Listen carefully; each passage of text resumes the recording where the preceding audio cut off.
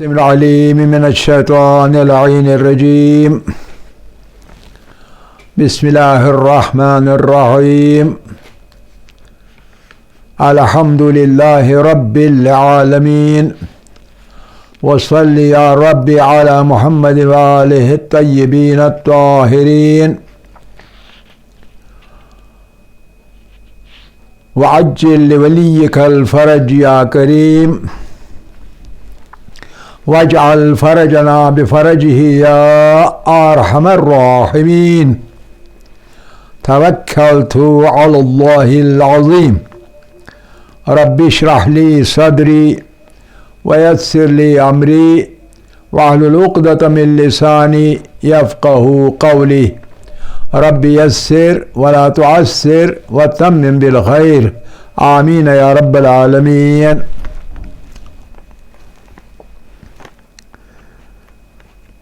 عزیزان گرامی،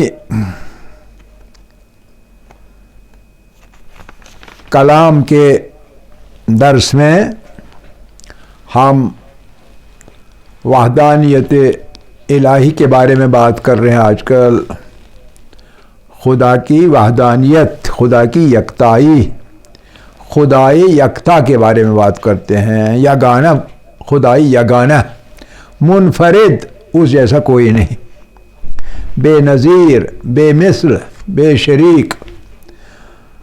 تو آخری جو بحث ہم نے کل ختم کی تھی وہ تھی خدا کی یکتائی کے سلسلے میں یہ کہ جب ہم کائنات پہ نظر دوڑاتے ہیں، وسیع کائنات ہے، رنگا رنگی ہے، لیکن اس رنگا رنگی میں طرح طرح کے مخلوقات کے درمیان نباتات ہوں، جمادات ہوں، حیوانات ہوں، جو بھی ہو، تو ان تمام موجودات کے اندر ایک طرح کی وحدت ہے. وحدت سے سرشار ہے یہ تمام کائنات، ایک زنجیر کی طرح جس میں تمام حلقے ایک دوسرے کے ساتھ منسلک ہوتے ہیں اور ایک زنجیر بن جاتی ہے. اسی طرح جس طرح ایک تسبیح ہوتی ہے اور ایک دھاگے کے اندر دانے پروئے ہوئے ہوتے ہیں، ہم تسبیح کہتے ہیں. اور اگر داغا ٹوٹ جائے تو تسبیح پراگندہ ہو جاتی ہے، تسبیح نہیں کہلاتی. اسی طرح جو یہ کائنات ہے یہ ایک وحدت کے ساتھ ایک نظام واحد مستمر کے اندر منسلک ہے آپس میں.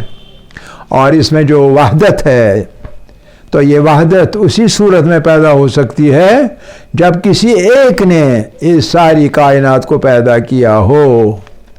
اگر خدا ایک سے زیادہ ہوتے تو پھر وحدت سے سرشار یہ کائنات نہیں ہوتی. تو چونکہ ایک ہی خالق ہے، موجد ایک ہی ہے، تو لہذا موجودات جو ہے ان میں بھی ایک نظام ہے، واحد نظام جو کہ مستمر ہے، ہمیشہ چلنے والا ہے، اور وہ نظام واحد ہے چونکہ خالق بھی واحد ہے اس ساری کائنات کا. تو اس بحث کو ہم نے کل انجام تک پہنچایا تھا. کچھ جو قرآنی دلائل ہیں، نقلی دلائل، ان کو بھی پیش کیا تھا ساتھ میں. آج ہم ایک اور جہت سے اللہ کی توصیف کریں گے، اور وہ یہ ہے کہ اللہ کی صفتوں میں سے ایک خاص صفت یہ ہے کہ وہ قادر ہے. قادر کے مطلب ہے وہ ہر چیز پر قدرت رکھتا ہے، اس میں زبردست طاقت ہے، طاقت کا سر چشمہ ہے اللہ جل سبحانہ ہو. اور وہ طاقت، وہ قدرت جو ہے اللہ کی قدرت، خدا کی قدرت، اس کے بارے میں ہم بات کریں گے. خدا کی قدرت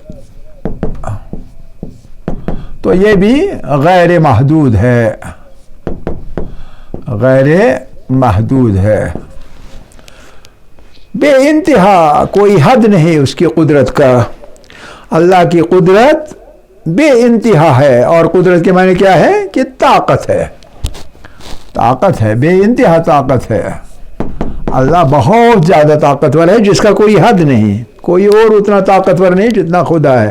اگر کوئی طاقتور ہے دنیا میں جانداروں میں سے وغیرہ وغیرہ میں سے تو وہ اللہ کی دی ہوئی طاقت ہے، اپنی طاقت تو نہیں ہے. مستقلاً یعنی استقلال مخلوقات کے اندر طاقت کے لحاظ سے نہیں ہے. جو کچھ ہم ہیں تو اللہ کا دیا ہوا ہے، اعتباری ہے. جو کچھ ہمارے پاس ہے اعتباری ہے، ہم اصل میں اس کے مالک نہیں ہیں. اصلی مالک جو ہے وہ اللہ ہے. طاقت کا سرچشمہ، قدرت کا سرچشمہ خود اللہ ہے. اور اس چیز کا اندازہ ہم نے جب عقلی دلائل پہ بات کر رہے تھے ہم، جبکہ کائنات کے مختلف پہلوؤں پر بات کر رہے تھے، تو کائنات کے مختلف پہلوؤں پر بات کرتے کرتے ہم نے کائنات کی وسعت پر نظر ڈالی تھی. ہم نے یہ دیکھا تھا کہ ہم کبھی کبھی بات کرتے ہیں نظام شمسی کے بارے میں، اور بہت وسعت ہے نظام شمسی کے اندر، سولر سسٹم کے اندر. لیکن بعد میں ہم نے دیکھا کہ سولر سسٹم جو ہے یہ ملکی وے کے ایک معمولی چھوٹے سے سرے کے اندر موجود ہے، اور ملکی وے اس کے مقابلے میں بدرجہ بہت بڑا ہے. ملکی وے کے مقابلے میں نظام شمسی کی وسعت تو کچھ نہیں ہے، یہ ہم نے دیکھ لیا. اور پھر ملکی وے کے جیسی سینکڑوں کہکشانیں ہیں اس کائنات کے اندر، تو اسی سے اندازہ کرنا چاہیے پوری کائنات کو پیدا کرنے والا جو ہے اس کی قدرت کی کتنی انتہا ہوگی. کوئی انتہا ہی نہیں ہوگی، بے انتہا قدرت.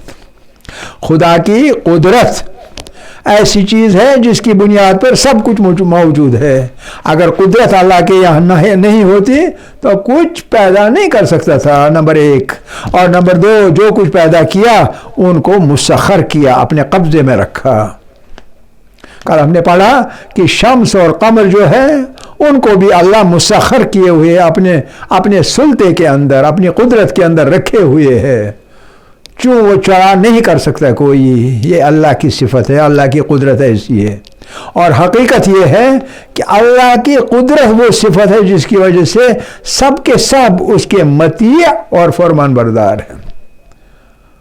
اگر ہم مجبور ہو کے بعد میں خدا کو ہتلا کے، اگر کوئی ایتھیسٹ ہوگا، منکر خدا ہوگا، وہ بھی کبھی نہ کبھی زندگی میں اگر خدا کو مان لے تو خدا کی قدرت کی وجہ سے مان لیتا ہے.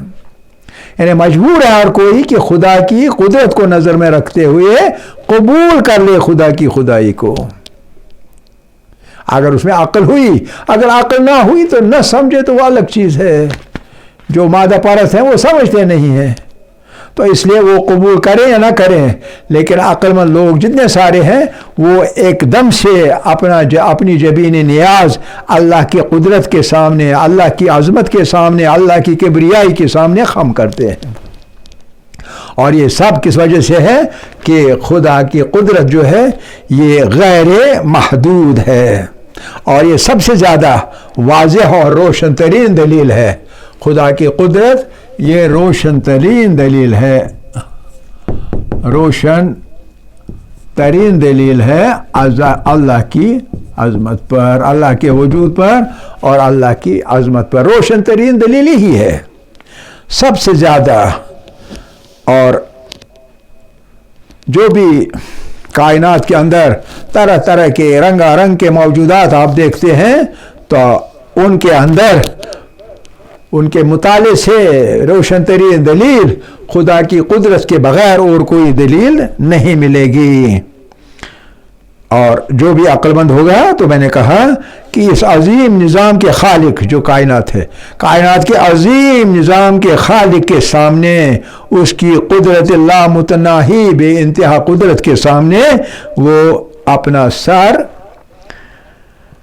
جھکانے پر مجبور ہے. تو اس کے لیے ایک آیت ہے. کتنی قدرت ہے اللہ کی قدرت کوئی اندازہ ہوگا. اس کے لیے اندازہ ہے سورہ یاسین کی یہ چھوٹی سی آیت، اذا اراد شیئا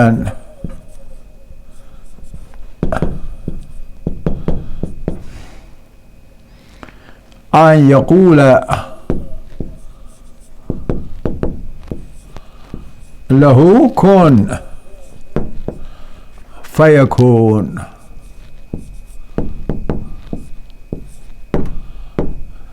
سورہ یاسین کی 82ویں آیت ہے.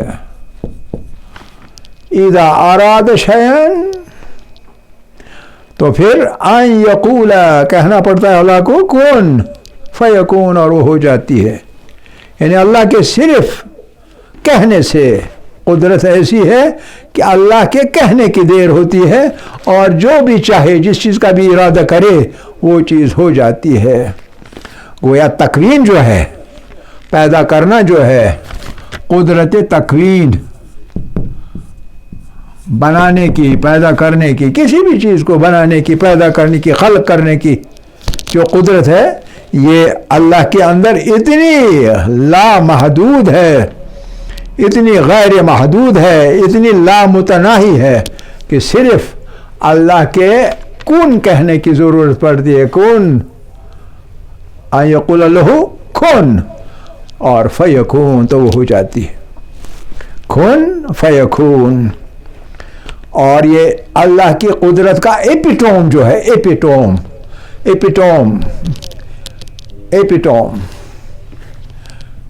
ایپیٹوم آف ڈیوائن پاور، کلائمیکس جو ہے، کلائمیکس اللہ کی طاقت کی جب دیکھنی ہو تو ایک تاریخی واقعے میں دیکھنا چاہیے، اور وہ ہے نمرود کی قوم کے، اور نمرود کے ساتھ جو تھے نمرودی لوگ ان کے، اور حضرت ابراہیم علیہ نبی علیہ الصلوۃ والسلام کے درمیان جو واقعات پیش آئے ان کے اندر. ابراہیم خدا کی باتیں کرتا تھا، اور لوگ بندے بنے ہوئے تھے نمرود کے، اور نمرود بہت زبردست بادشاہ تھا. کہیں جہاں آج کل عراق ہے، عراق میں رہنے والا ہے. میسوپوٹیمیا کی سلطنت جو بعد میں بنی، اسی میں ایک زمانے میں نمرود بادشاہ تھا، اور زبردست بادشاہ جیسے فرعون جیسا نمرود. یہ کچھ لوگ مشہور بادشاہ طاقتور، جیسے فرعون ہے سب کے سب، شداد ہے، اور نمرود ہے اس طرح سے. تو نمرود کو خدا مانتے تھے لوگ. تو جب ابراہیم باتیں کرتا تھا وحدانیت الہی کی تو لوگوں نے شکایت لگا لی اور نمرود کے پاس بھیج دیا. تو نمرود نے کہا تو کیا کہتا ہے، کوئی خدا اور ہے میرے بغیر؟ کہا ہاں اللہ ہے. اس نے کہا خدا تو میں ہوں. اس نے کہا اللہ خدا ہے. تو وہ کیسے، کیا دکھا سکتے ہو؟ نہیں. تو کون سی صفت ہے اللہ؟ اس نے کہا وہی تو پیدا کرنے والا ہے، خلق کرنے والا تو وہی، خلق کرنے والا وہی، روزی دینے والا وہی. اس نے کہا کیا کہتے ہو، میں تو کھلاتا ہوں، پلاتا ہوں، روزی دیتا ہوں، لوگوں کو بانٹتا ہوں، تو وہ میں تو خدا ہوں. اور تو کہتا پیدا کرنے والا، تو پیدا کرنے والا کوئی مسئلہ نہیں ہے. میں ابھی چاہوں تو کسی کو مار دیتا ہوں، 2 موت دے سکتا ہوں. اس نے کہا اچھا. کہا ذرا ایک بات کرو. کہا کیا؟ کہا ذرا خدا آفتاب کو مشرق سے طلوع کرتا ہے اور مغرب میں اسے غروب کرواتا ہے، ذرا تو اس کو الٹ میں مغرب سے طلوع کرواؤ. تو فبہتا، وہ بالکل حیران ہو گیا نمرود، ایک ایسی بات کہی. تو آخر پہ پھر جب اس نے وہ بت وغیرہ ان لوگوں کے توڑ دیے تو آخر پر ان لوگوں نے کہا قالو، نمرودی لوگوں نے قالو حرقوہ، اس کو جلا ڈالو. کیوں جلا ڈالو؟ وانصروا آلہتکم، جو آپ لوگوں کے یعنی ہمارے جو معبود ہیں یہ بت وغیرہ، ان کی نصرت کرو. یہ ان کا دشمن ہے، اور ان کی نصرت یہ ہوگی، ان کی یاری، ان کی مدد یہ ہوگی کہ ان کی مخالفت کرنے والے اس دشمن کو جلا ڈالو. ان کنتم فاعلین، اگر تم کچھ کرنے والے ہو، تو اس کو جلاؤ. بس یہی کام تو کرنا ہے، ہمارے معبودوں کے دشمن کو ہمیں جلانا ہے.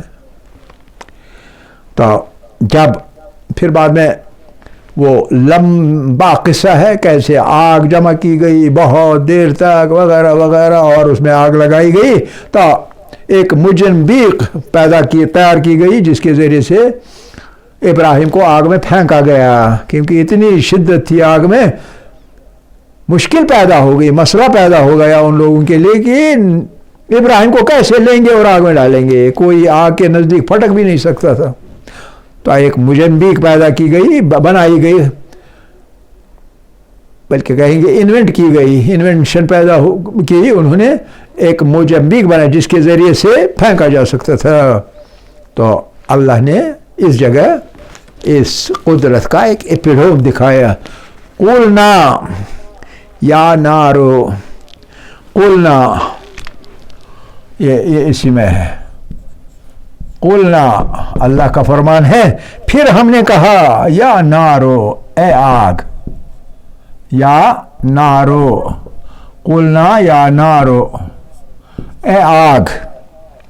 کونی نار مونس ہے، کونی ہو جاؤ، کن کا مونس ہے کونی. کونی بردن ٹھنڈا ہو جا، بردم و سلاما، بردم و سلامن علی ابراہیم، علی ابراہیم.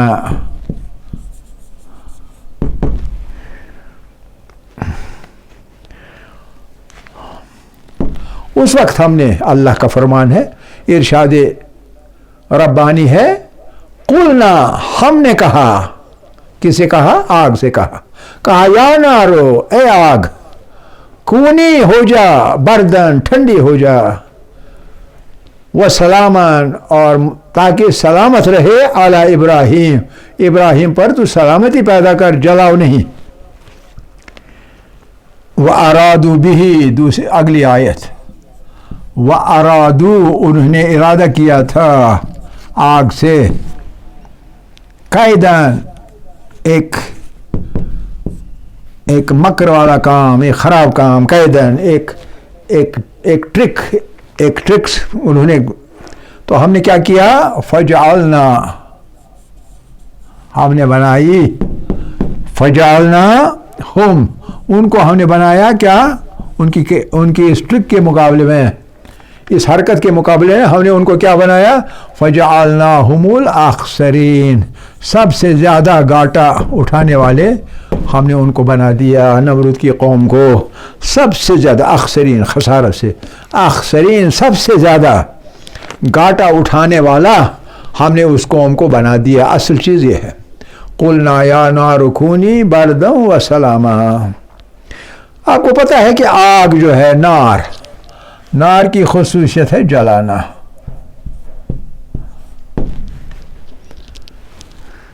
پانی کی خصوصیت ہے بجھا دینا.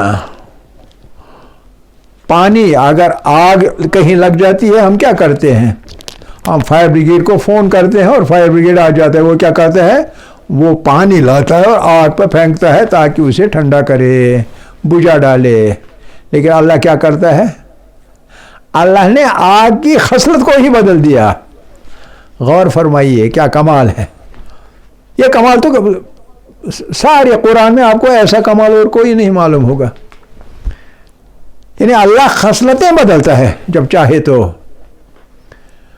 آگ کی خصلت ہے جلانا، لیکن اللہ کہتا ہے کونی بردا، ٹھنڈی ہو جا، اور آگ ٹھنڈی ہو گئی.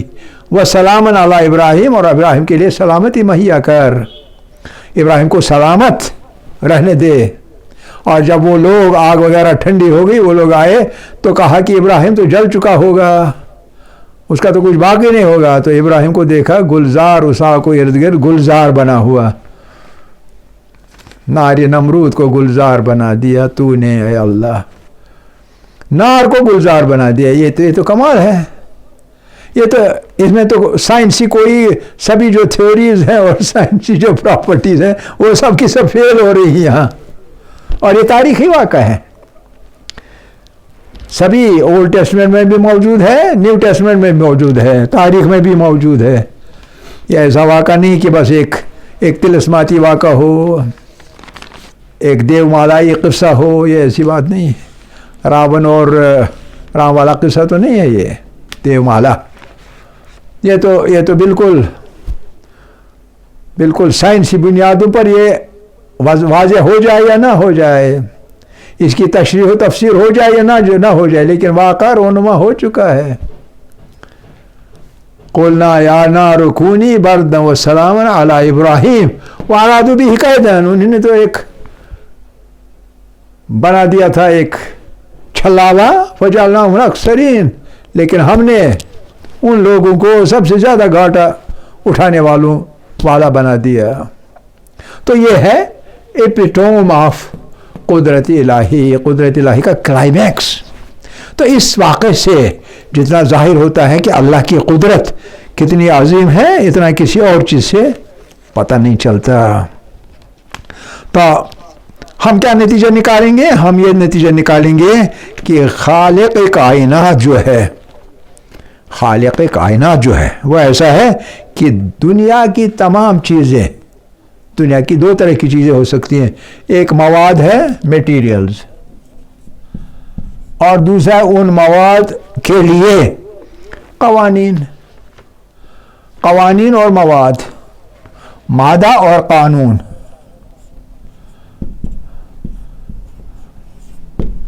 مادے کے لیے مخصوص قوانین ہیں، رولز ہیں، لاز ہیں، وغیرہ وغیرہ۔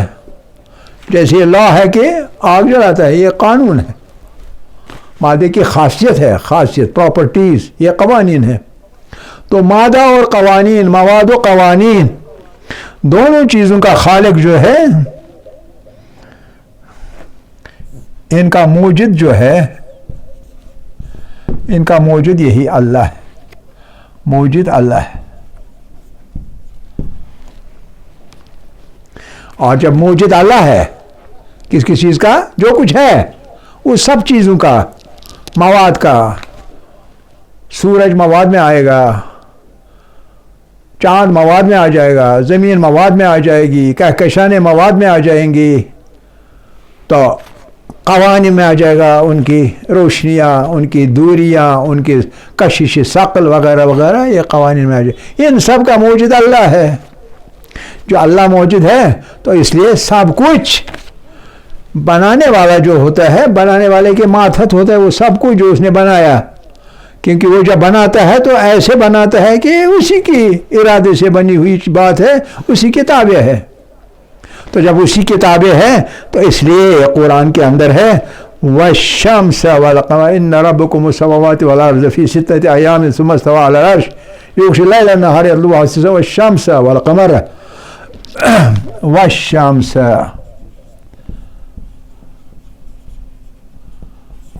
والشمس یہ مثال ہے، والشمس قمر، ورنہ ہر چیز ہے۔ والشمس والقمر والنجوم، ستارے، مسخرات بامرہ، تسخیر کیے ہوئے، مسخرات بامرہ، اللہ کے امر سے، اللہ کے امر کے ماتحت ہیں۔ الا لہ الخلق، الا کیا نہیں ہے، لہ الخلق، اللہ کے لیے خلق کرنا۔ خلقت تو اللہ کی ہے، الا لہ الخلق، کیا خلقت اللہ کی نہیں ہے؟ والامر، اور امر اسی کے ماتحت ہے، اسی کا امر بھی ہے، خلق والامر، الا لہ الخلق والامر، خلقت اور امر کیا اسی کی نہیں ہے، اللہ کی؟ تو لہذا ایسا ہی ہے، تبارک اللہ، بابرکت ہے، تبارک اللہ رب العالمین، تبارک اللہ رب العالمین۔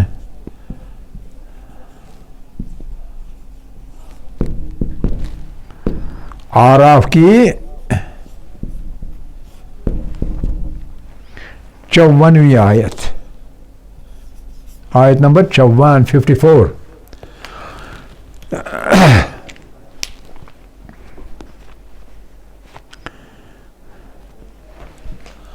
اس آیت کو غور سے سمجھیے کہ شمس، قمر اور نجوم یہ نام لیے ہیں، لیکن اس کا مطلب ہے ساری کائنات، کیونکہ ایک ہی سورج نہیں، ہر اس میں سورج ہیں، سارے کے سارے شمس، سارے کے سارے قمر، سارے کے سارے نجوم، یہ سب کے سب مسخرات بامرہ، اللہ کے امر سے، اللہ کے حکم سے مسخر کیے ہوئے۔ مسخر مطلب کیا ہے؟ مسخر مطلب ہے یہ خود اپنا راستہ نہیں ڈھونڈ سکتے ہیں، اپنے راستے پر نہیں چل سکتے ہیں، اللہ کے راستے پر پیدا کیے ہوئے قوانین، اللہ کے مقرر کیے ہوئے راستے پر ان کو چلنا ہوگا، اسی کو کہتے ہیں مسخرات۔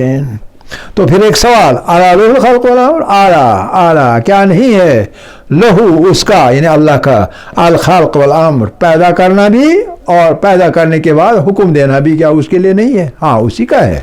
تو پھر تبارک اللہ، کتنی بابرکت ذات ہے، یہ خاص لفظ ہے، رب العالمین، جو تمام عالمین کا رب ہے۔ رب کا مطلب کیا ہوتا ہے؟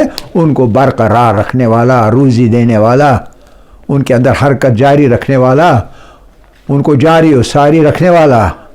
رب کے بہت سارے معنی ہیں۔ رب کا اصلی معنی یہ ہوتا ہے کسی چیز کو قائم رکھنا ہمیشہ کے لیے۔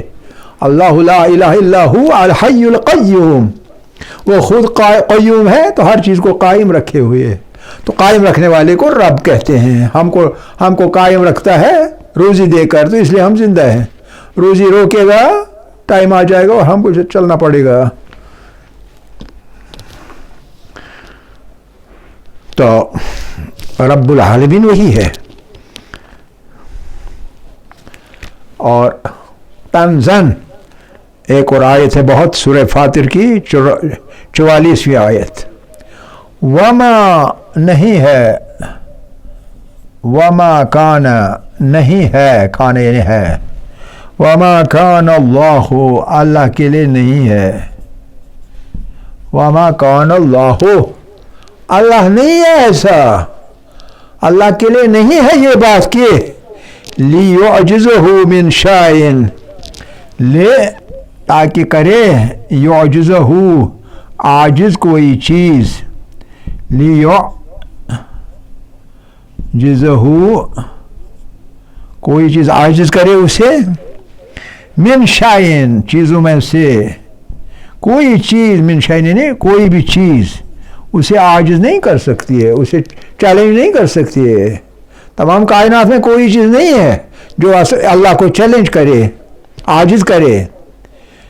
ایک ہستی تھی جس نے کفر کیا اور چیلنج بھی کیا، وہ ابلیس تھا، اور نتیجہ کیا نکلا اس کا؟ ہمیشہ کے لیے مردود ہو گیا، نکالا گیا اور ملعون ہو گیا، لعنتی بن گیا۔